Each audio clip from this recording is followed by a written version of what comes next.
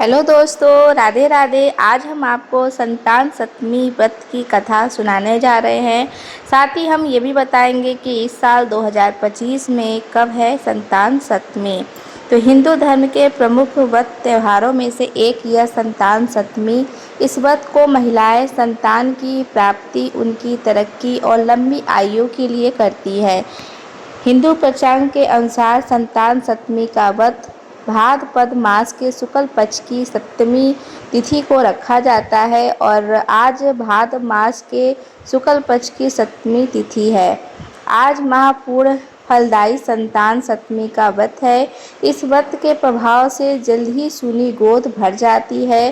संतान सप्तमी का व्रत रखने से और इसकी कथा को सुनने से संतान प्राप्ति और संतान की रक्षा और संतान की उन्नति होती है तथा साथ ही साथ सभी मनोकामनाएं भी पूर्ण होती है। जो भी मनुष्य इस व्रत कथा को सुनता है वह भगवान शिव और माता पार्वती का प्रिय हो जाता है। तो आज मैं आपको सुना रही हूँ संतान सप्तमी की बड़ी ही दुर्लभ कथा। इस कथा को बड़ी ही श्रद्धा और प्रसन्नचित मन से पूरा अवश्य सुनिएगा। एक दिन महाराज युधिष्ठिर ने भगवान श्री कृष्ण जी से कहा, हे प्रभु, कोई ऐसा उत्तम व्रत बताइए जिसके प्रभाव से मनुष्य के अनेकों सांसारिक क्लेश दूर होकर वे पुत्र एवं पौत्रवान हो जाते हैं। यह सुनकर भगवान श्री कृष्ण बोले, हे राजन, तुमने बड़ी ही उत्तम प्रश्न किया है। मैं तुमको एक पौराणिक कथा सुनाता हूँ, ध्यान पूर्वक सुनो। एक समय लोमस ऋषि ब्रजराज की मथुरापुरी में वासुदेव देवकी के घर गए। ऋषिराज को आया हुआ देखकर दोनों अत्यंत प्रसन्न हुए तथा उनको उत्तम आसन पर बैठाकर उनका अनेक प्रकार से स्वागत और सत्कार किया। फिर मुनि के चरणों दत्त से अपने घर तथा शरीर को पवित्र किया। वह प्रसन्न होकर उनको कथा सुनाने लगे। लोमस ऋषि ने कहा, देवकी, दुष्ट दुराचारी पापी कंस ने तुम्हारे कई पुत्र मार डाले हैं, जिसके कारण तुम्हारा मन अत्यंत दुखी है। इसी प्रकार राजा नरहुस की पत्नी चंद्रमुखी भी अत्यंत दुखी रहा करती है, किंतु उसने संतान सप्तमी का व्रत विधि विधान सहित किया, जिसके प्रताप से उनको संतान का सुख प्राप्त हुआ।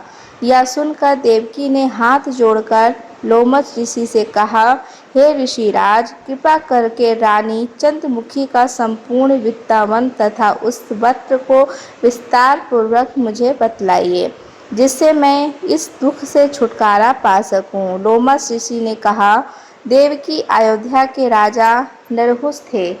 उनकी पत्नी चंद्रमुखी अत्यंत सुंदर थीं। उनके नगर में विष्णुगुप्त नाम का एक ब्राह्मण रहता था। उसकी स्त्री का नाम भद्रमुखी था।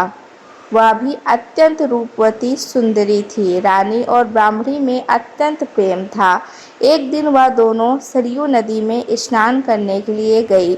वहां उन्होंने देखा कि अत्यंत बहुत सी स्त्रियां सरयू नदी में स्नान करके निर्मल वस्त्र पहनकर एक मंडप में शंकर एवं पार्वती की मूर्ति स्थापित करके पूजा कर रही थी। रानी और ब्राह्मणी ने यह देखकर उन स्त्रियों से पूछा कि बहनों, तुमने यह किस देवता का और किस कारण पूजन व्रत आदि कर रही हो? यह सुनकर स्त्रियों ने कहा कि हम संतान सप्तमी का व्रत कर रही हैं और हमने भगवान शिव और देवी पार्वती का पूजन चंदन अक्षत आदि से षोडश विधि से किया है। यह सब इसी पुनीत व्रत का विधान है। यह सुनकर रानी और ब्राह्मणी ने भी इस व्रत के करने का मन ही मन संकल्प किया और घर वापस लौट आई।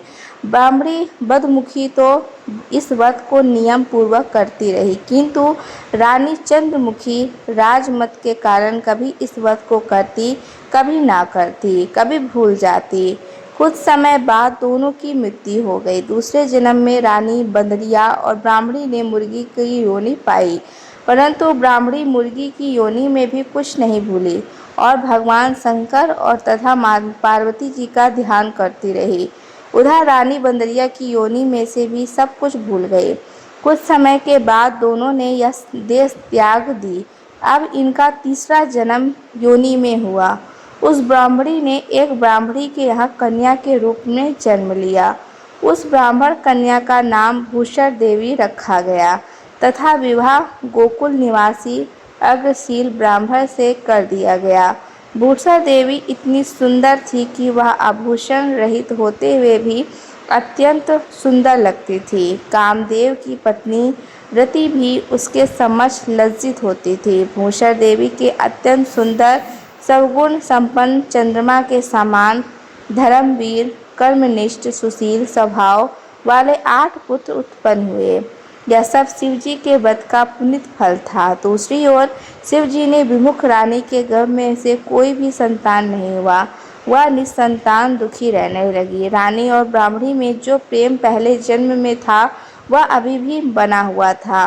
रानी जब वृद्धावस्था को प्राप्त होने लगी तब उसके गंगा, बहरा तथा बुद्धिहीन अल्प आयु वाला पुत्र पैदा हुआ। वह 9 वर्ष की आयु में इस क्षण घुंघरू संसार को छोड़कर चला गया। अब तो रानी पुत्र शोक में अत्यंत दुखी और व्याकुल रहने लगी। देवयोग से भूषण देवी रानी ने यहाँ अपने पुत्रों को लेकर पहुंची। रानी का हाल सुनकर उसे बहुत दुख हुआ, किंतु इसमें किसी प्रकार का कोई दोष कर्म और परम के लिखे हुए स्वयं ब्रह्मा भी मिटा नहीं सकते थे। रानी के कर्म ही ऐसे थे कि इसी कारण उसे दुख भोगना पड़ा। इधर रानी ब्राह्मणी के इस वैभव और 8 पुत्रों को देखकर उसके मन में ईर्ष्या करने लगी तथा उसके मन में पाप उत्पन्न हुआ। उस ब्राह्मणी ने रानी का संताप दूर करके निर्मित अपने 8 में पुत्र रानी के पास छोड़ दिए। रानी ने पाप के वशीभूत होकर उन ब्राह्मणी पुत्रों की हत्या करने का विचार लड्डू में जाकर मिलाकर उनको खिला दिया, परंतु भगवान शंकर की कृपा से एक भी बालक की मृत्यु नहीं हुई। यह देखकर तो रानी अत्यंत आश्चर्यचकित हो गई और इस रहस्य का पता लगाने की मन में ठान ली।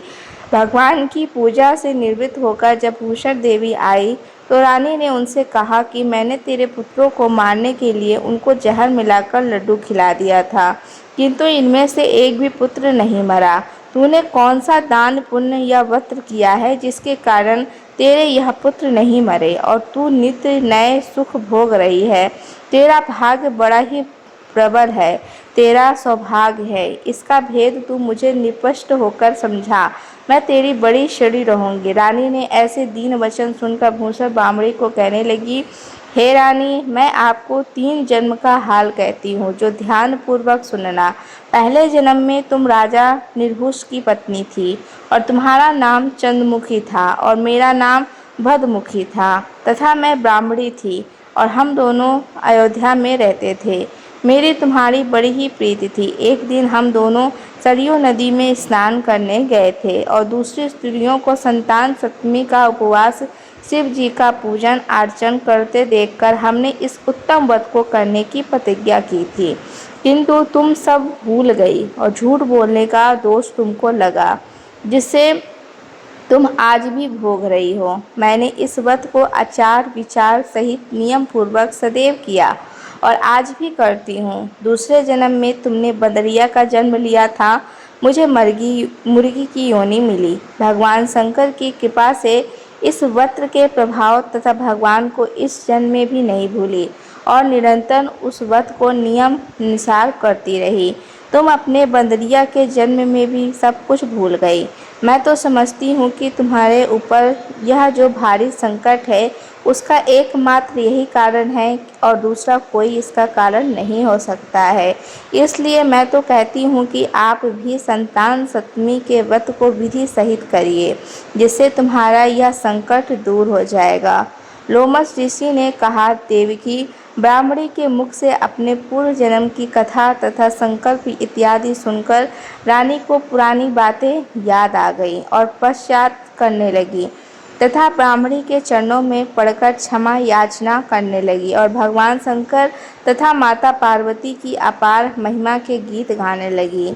उस दिन रानी ने नियम अनुसार संतान सप्तमी का व्रत किया, जिसके प्रभाव से रानी को संतान सुख मिला तथा संपूर्ण सुख भोग कर रानी शिवलोक को गई। भगवान शंकर के व्रत का ऐसा प्रभाव है कि पथभ्रष्ट मनुष्य भी अपने पथ पर अग्रसर हो जाता है और उसे अनंत ऐश्वर्य भोग कर मोक्ष को पाता है। लोमश ऋषि ने भी फिर कहा कि देवकी, इसलिए मैं तुमसे भी कहता हूँ कि तुम भी इस व्रत को करने का संकल्प अपने मन में करो और मैं तुमको भी संतान सुख अवश्य मिलेगा। इतनी कथा सुनकर देवकी हाथ जोड़कर लोमश ऋषि से पूछने लगी, ऋषिराज, मैं इस पुनीत उपवास को अवश्य करूंगी, किंतु आप इस कल्याणकारी एवं संतान सुख देने वाली उपवास का विधान, नियम, विधि आदि विस्तार में समझाइए। यह सुनकर लोमश ऋषि बोले, देवकी, ये पुनीत उपवास भाद्रपद मास के शुक्ल पक्ष की सप्तमी के दिन किया जाता है। उस दिन ब्रह्म मुहूर्त में उठकर किसी नदी अथवा केन के पवित्र जल में स्नान करके निर्मल वस्त्र पहनने चाहिए। संग भगवान शंकर तथा जगदम्बा पार्वती जी की मूर्ति की स्थापना करें। उन प्रतिमाओं के समक्ष सोने चांदी के तारों का अथवा रेशम का एक गट्ठा बनाएं। उस गट्ठे में 7 गांठें लगानी चाहिए।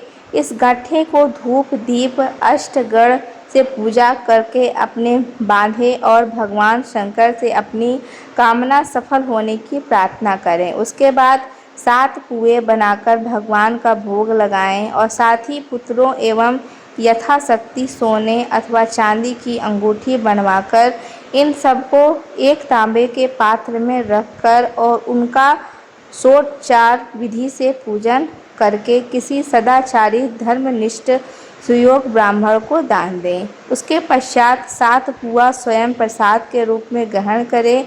इस प्रकार इस व्रत का पालन करना चाहिए।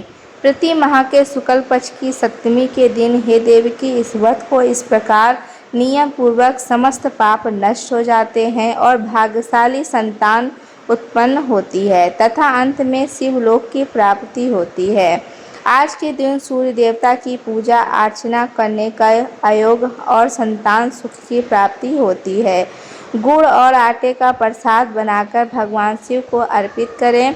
सूर्य देव की पूजा में लाल वस्त्र धारण करना चाहिए। हे देवकी, मैंने तुमको संतान सप्तमी का व्रत संपूर्ण विधान विस्तार सहित वर्णन किया, उसको अब तुम नियम पूर्वक करो, जिससे तुमको उत्तम संतान पैदा होगी। इतनी कथा कहकर भगवान श्री कृष्ण ने कहा, युधिष्ठिर, श्री लोमश ऋषि इस प्रकार हमारी माता को शिक्षा देकर चले गए।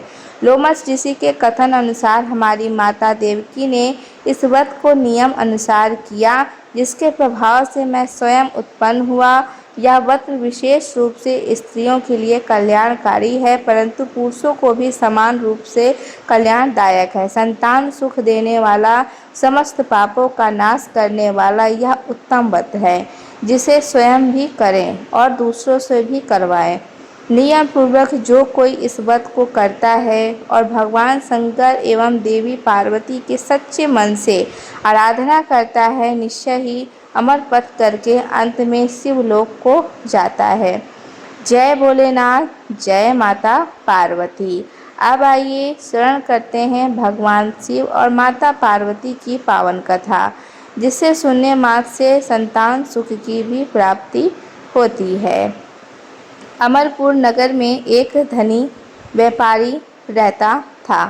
दूर दूर तक उसका व्यापार फैला हुआ था। नगर में उस व्यापारी का सभी लोग मान सम्मान करते थे। इतना सब कुछ होने पर भी वह व्यापारी अंत मन से बहुत दुखी था, क्योंकि उस व्यापारी का कोई पुत्र नहीं था। दिन रात उसे एक ही चिंता सताती रहती थी कि उसकी मृत्यु के बाद उसके इतने बड़े व्यापार और धन संपत्ति को कौन संभालेगा। पुत्र पाने की इच्छा से वह व्यापारी प्रत्येक सोमवार भगवान शिव की व्रत पूजा किया करता था। सायंकाल को व्यापारी शिव मंदिर में जाकर भगवान शिव के सामने घी का दीपक जलाया करता था। उस व्यापारी की भक्ति को देखकर एक दिन देवी पार्वती ने भगवान शिव से कहा, हे प्राणनाथ, यह व्यापारी आपका सच्चा भक्त है। कितने दिनों से यह सोमवार का व्रत और पूजा नियमित कर रहा है। भगवान, आप इस व्यापारी की मनोकामना अवश्य पूर्ण करें।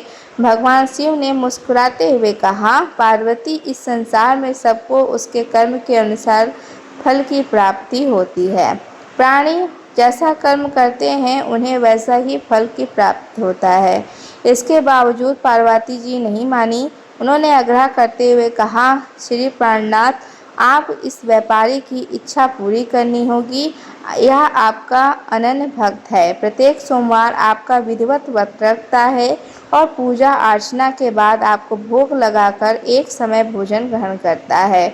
आपको इसकी पुत्र प्राप्ति का वरदान देना ही होगा। पार्वती का इतना आग्रह देखकर भगवान शिव ने कहा, तुम्हारे आग्रह पर मैं इस व्यापारी को पुत्र प्राप्ति का वरदान देता हूँ, लेकिन इसका पुत्र केवल 16 वर्ष तक ही अधिक जीवित नहीं रहेगा। उसी रात भगवान शिव ने स्वप्न में उस व्यापारी को दर्शन देकर उसे पुत्र प्राप्ति का वरदान दिया और उसके पुत्र के 16 वर्ष तक जीवित रहने की बात भी बताई। भगवान के वरदान से व्यापारी को खुशी तो हुई, लेकिन पुत्र की अल्प आयु की चिंता ने उस खुशी को नष्ट कर दिया। व्यापारी पहले ही तरह सोमवार का विधिवत व्रत करता। कुछ महीने पश्चात उसके घर में अति सुंदर पुत्र उत्पन्न हुआ। पुत्र जन्म से व्यापारी के घर में खुशियां भर गईं। बहुत धूमधाम से पुत्र जन्म का समारोह मनाया गया। व्यापारी को पुत्र जन्म की अधिक खुशी नहीं हुई, क्योंकि उसके पुत्र की अल्प आयु के रहस्य का पता था। यह रहस्य घर में किसी को नहीं मालूम था। विद्वान ब्राह्मणों ने उस पुत्र का नाम अमर रखा। जब अमर 12 वर्ष का हुआ तो शिक्षा के लिए उसे वाराणसी भेजने का निश्चय हुआ। व्यापारी ने अमर के मामा दीपचंद को बुलाया और कहा कि अमर को शिक्षा प्राप्त करने के लिए वाराणसी छोड़ आओ। अमर अपने मामा के साथ शिक्षा प्राप्त करने के लिए चल गया। रास्ते में जहाँ भी अमर और दीपचंद रात्रि को विश्राम के लिए ठहरते, वहीं यज्ञ करते और ब्राह्मणों को भोजन करते थे। लंबी यात्रा के बाद अमर और दीपचंद एक नगर में पहुँचे। उस नगर के राजा की कन्या का विवाह खुशी में पूरे नगर से सजाया गया था। निश्चित समय पर बारात आ गई, लेकिन वर के पिता अपने बेटे की एक आंख से काने होने के कारण बहुत चिंतित था। उसे इस बात का भय सहता रहा था कि राजा को इस बात का पता चलने पर कहीं वह विवाह इनकार न कर दे, इससे उसकी बदनामी होगी। वर के पिता ने अमर को देखा तो उसके मस्तिष्क में एक विचार आया और उसने सोचा, क्यों न इस लड़के को दूल्हा बनाकर राजकुमारी से विवाह करा दूं। विवाह के बाद उसको धन देकर विदा कर दूंगा और राजकुमारी को अपने नगर ले आऊँगा। वर के पिता ने इसी संबंध में अमर और दीपचंद से बात की। दीपचंद ने धन मिलने के लालच में वर के पिता की बात स्वीकार कर ली। अमर को दूल्हे के वस्त्र पहनाकर राजकुमारी चंद्रिका से विवाह करा दिया। राजा ने बहुत सा धन देकर राजकुमारी को विदा किया। अमर जब लौट रहा था तो सच नहीं छिपा सका। उसने राजकुमारी की ओढ़नी पर लिख दिया, राजकुमारी चंद्रिका, तुम्हारा विवाह तो मेरे साथ हुआ है। मैं वाराणसी में शिक्षा प्राप्त करने जा रहा हूँ। अब तुम्हें जिस नवयुवक की पत्नी बनना पड़ेगा वह एक आंख से काना है। जब राजकुमारी ओढ़नी पर लिखा हुआ पढ़ा तो उसने काने लड़के के साथ जाने से इनकार कर दिया। राजा ने सब बातें जानकर राजकुमारी को महल में रख लिया। उधर अमर अपने मामा दीपचंद के साथ वाराणसी पहुंच गया। अमर ने गोकुल में पढ़ना शुरू कर दिया। जब अमर की आयु 16 वर्ष की पूरी हुई तो उसने एक यज्ञ किया। यज्ञ की समाप्ति पर ब्राह्मणों को भोजन कराया, खूब अन्न वस्त्र दान किए। रात को अमर अपने शयन कक्ष में सो गया। शिव के वरदान के अनुसार शयन व्यवस्था में ही अमर के प्राण बेरुख उड़ गए। सूर्योदय पर मामा अमर को मित्र देखकर रोने पीटने लगा। आसपास के लोग भी एकत्र हो दुख प्रकट करने लगे।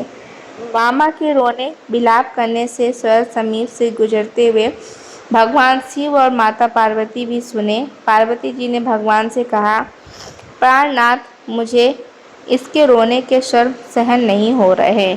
आप इस व्यक्ति के कष्ट अवश्य दूर करें। भगवान शिव ने पार्वती के साथ अदृश्य रूप में समीप जाकर अमर को देखा तो पार्वती जी से बोले, पार्वती, यह तो वही व्यापारी का पुत्र है।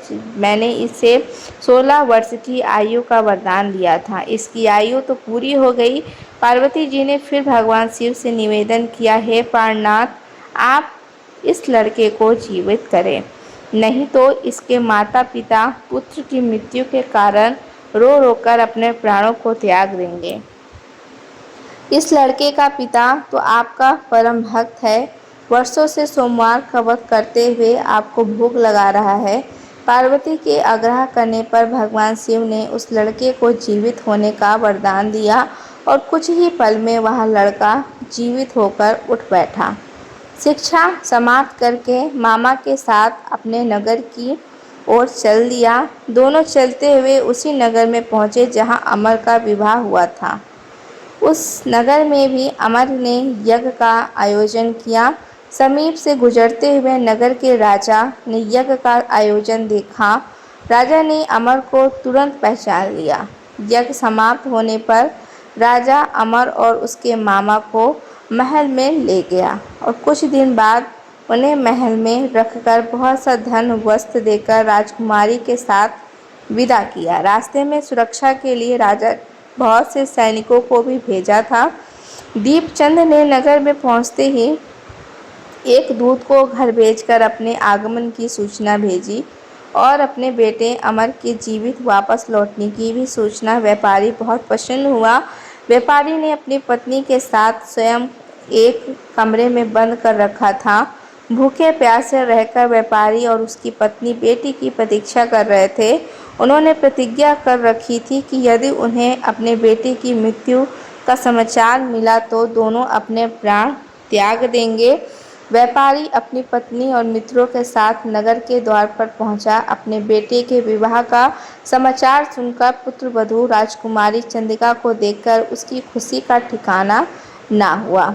उसी रात भगवान शिव ने व्यापारी के स्वप्न में आकर कहा, हे श्रेष्ठी, मैंने तेरे सोमवार के व्रत करने और व्रत कथा को सुनने से प्रसन्न होकर तेरे पुत्र को लंबी आयु प्रदान की है। व्यापारी बहुत प्रसन्न हुआ। सोमवार का व्रत करने से व्यापारी के घर में खुशियां लौट आईं। शास्त्रों में लिखा गया है कि जो स्त्री या पुरुष सोमवार का विधिवत व्रत करते हैं, व्रत कथा सुनते हैं, उनकी सभी इच्छाएं पूर्ण होती हैं। इस साल 2025 में संतान सप्तमी का व्रत 30 अगस्त दिन रविवार को मनाया जाएगा। तो आपको ये कथा और जानकारी पसंद आई होगी तो हमारे चैनल को सब्सक्राइब कर दीजिएगा, वीडियो को लाइक कर दीजिएगा और कमेंट सेक्शन में हर हर महादेव ज़रूर लिखिएगा।